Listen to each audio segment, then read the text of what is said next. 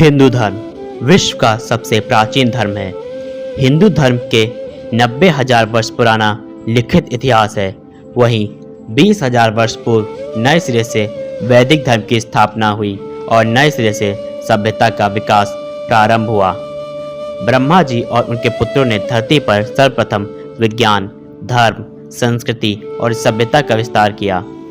इसमें भगवान शिव और भगवान विष्णु सत्ता, धर्म और इतिहास के केंद्र में होते थे। इसके बाद देवता और असुरों का काल चला।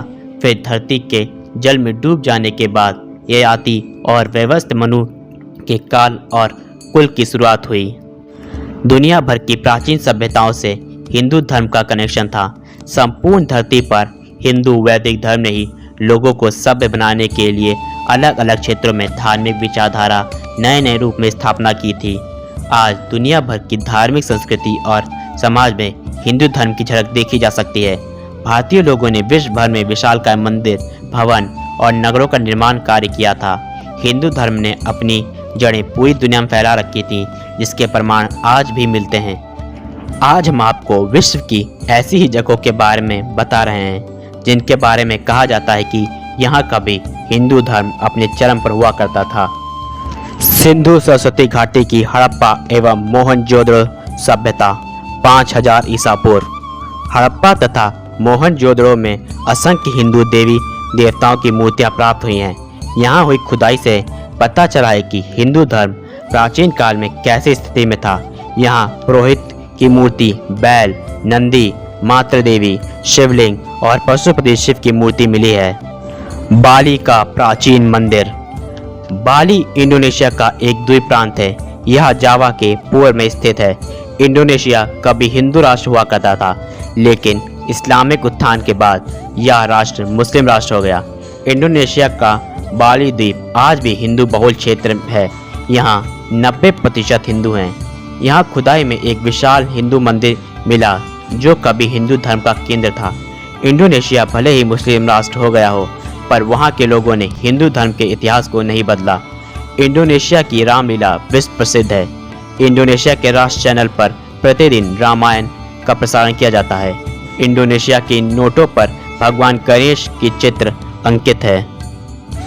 वेटिकन सिटी का शिवलिंग।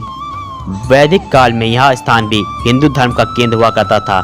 यहाँ पुरातात्विक खुदाई के दौरान शिवलिंग प्राप्त हुआ, जो रोम के ग्रेगोरियन इंस्ट्रक्शन संग्रहालय में रखा गया है। इतिहासकार पीएन ओक ने वेटिकन शब्द की उत्पत्ति वाटिका शब्द से बताई है। यहाँ तक वेटिकन सिटी की संरचना और शिवलिंग में गजब की समानता है। आप स्वयं तस्वीरों को देखकर समझ सकते हैं। कंबोडिया का हिंदू साम्राज्य। विश्व का सबसे बड़ा हिंदू मंदिर परिसर तथा विश्व का सबसे बड़ा धार्मिक स्मारक कंबोडिया में स्थित है। यह कंबोडिया के अंकोर में है।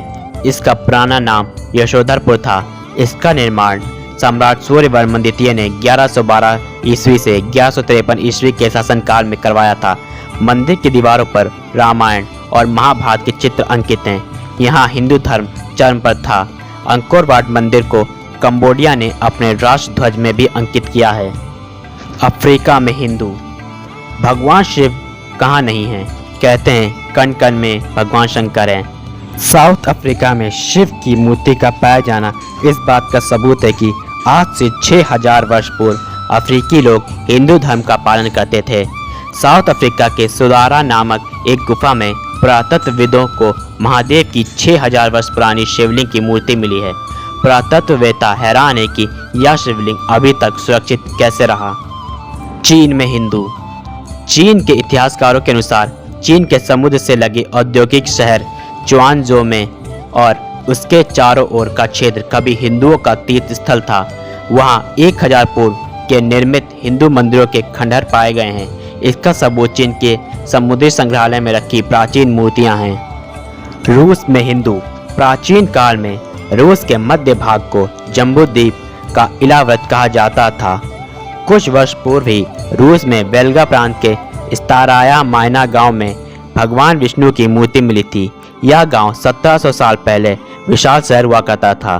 महाभारत में अर्जुन के उत्तर कुरु जाने का उल्लेख मिलता है।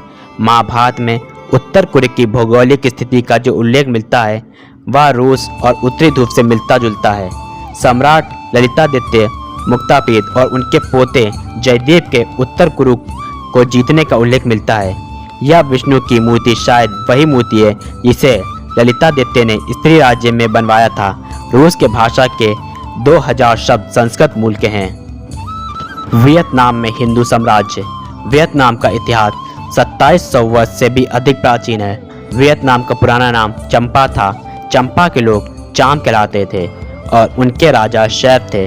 चम लोगों ने भारतीय धर्म, भाषा, सभ्यता ग्रहण की थी। 1825 में यहाँ महान हिंदू राज्य का अंत हो गया। श्रीलंका में हिंदू धर्म। श्रीलंका का सबसे प्राचीन धर्म हिंदू धर्म है। 2000 से अधिक वर्षों की सभ्यता श्रीलंका में हिंदू मंदिरों से साबित हुई है। वर्तमान श्रीलंका में 13% हिंदू हैं। श्रीलंका में सबसे लोकप्रिय देवता श्री मुरुगन हैं, जिन्हें भारत में कार्तिकेय के नाम से जाना जाता है। मॉरिशस में हिंदू। भारत और नेपाल के बाद मॉरिशस तीसरा सबसे बड़ा हिंदू देश है। यहाँ 50% हिंदू हैं।